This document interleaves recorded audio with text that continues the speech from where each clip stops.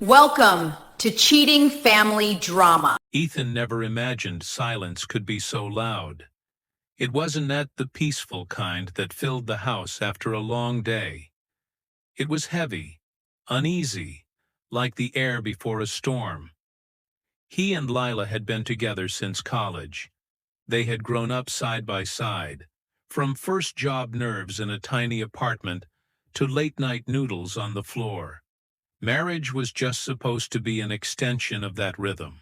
But lately she felt distant, like her body was still there while her heart had moved elsewhere. At first he blamed her new promotion. More meetings, late calls, endless messages. Just for a while, she'd say. Once this project's over, things will calm down. Ethan wanted to believe her. He always did.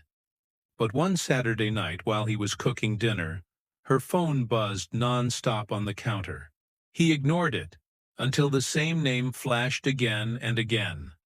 Tom, her co-worker. He told himself it was innocent. He'd met Tom once at a company party. Confident smile, sharp suit. The kind of man who looked like he'd never lost a bet in his life. When Lila came out of the shower, he handed her the phone. Tom called a few times. She froze for a fraction of a second, then smiled too quickly. "Oh, he's just checking in on some reports." "On a Saturday?" he asked. She just shrugged. "Deadlines don't care about weekends." Ethan nodded, but a small crack formed inside him, just wide enough to let the doubt slip in. 2 weeks later, he got home early to the sound of rain lashing against the windows. Lila's car wasn't in the driveway. He assumed she was working late again. He poured a drink, turned on the radio, and sat by the window watching the storm roll in. Then, the lights went out. The entire neighborhood plunged into darkness. Ethan picked up his phone to look for candles when a new message lit up the screen. From their shared cloud account, a small detail she'd probably forgotten. It was from Tom. "You're still coming tonight, right? I can't wait to see you again. Room 305. For a long time, Ethan didn't move. He just stared at the glowing words while rain hammered the glass. The house was completely dark except for that one small light, his phone screen, illuminating the truth he'd tried so hard to avoid. He could have called her. He could have screamed or cried or thrown something against the wall. But he did none of those things. He simply grabbed his coat and keys and drove out into the storm. The hotel was only 15 minutes away. He parked under the flickering neon sign, rainwater streaming down his windshield. Every nerve in his body screamed at him to go home, to let it go, to not turn the handle on something that couldn't be undone. But love, once wounded, seeks proof, like a knife seeks flesh. He went inside. The receptionist glanced up, startled. "I'm looking for someone," he said, his voice surprisingly calm. "Lila Carter." The woman hesitated, then pointed toward the elevator. "Third floor. Room 305. The hallway smelled of cheap cologne and air freshener. Each step echoed off the walls. When he reached the door, he paused. He could hear voices inside, laughter, soft and warm. It was Lila's laugh. He knocked. The laughter stopped, replaced by silence, then whispering. The door opened a few inches, the security chain still on. Tom's face appeared, startled and pale. "Ethan? Where's my wife?" Lila's voice came from behind the door, shaking. "Ethan, wait." He pushed the door, and the chain snapped. Time seemed to slow down. He saw the rumpled bed, the wine glasses on the nightstand, her scarf draped over a chair. And he saw Lila standing there, eyes wide, her face drained of all color. Ethan didn't yell. He didn't ask why. He just looked at her like a man staring at the ruins of his own home. "I thought you were at work," he said softly. She started to cry.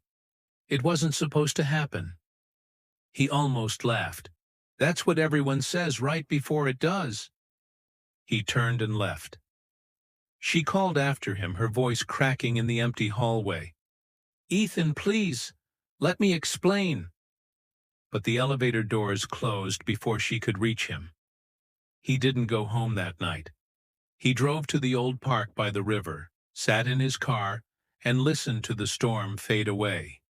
His hands trembled on the steering wheel. The silence returned, but this time it was deeper, final. By morning, the sky had cleared, but something inside him hadn't. He went home, packed a small bag, and left a note on the kitchen table. "I hope he makes you happy. I hope it was worth it." When Lila came home, she found the note and broke down on the floor. She called him again and again, but he never answered. The divorce was quiet. No shouting, no revenge, just paperwork. Lila tried to talk to him once, but he couldn't look at her without seeing that hotel door. Ethan moved into a small, half-furnished apartment near the river. For the first time in years, he slept through the night without waiting for someone to come home late. Sometimes he'd catch himself replaying that night.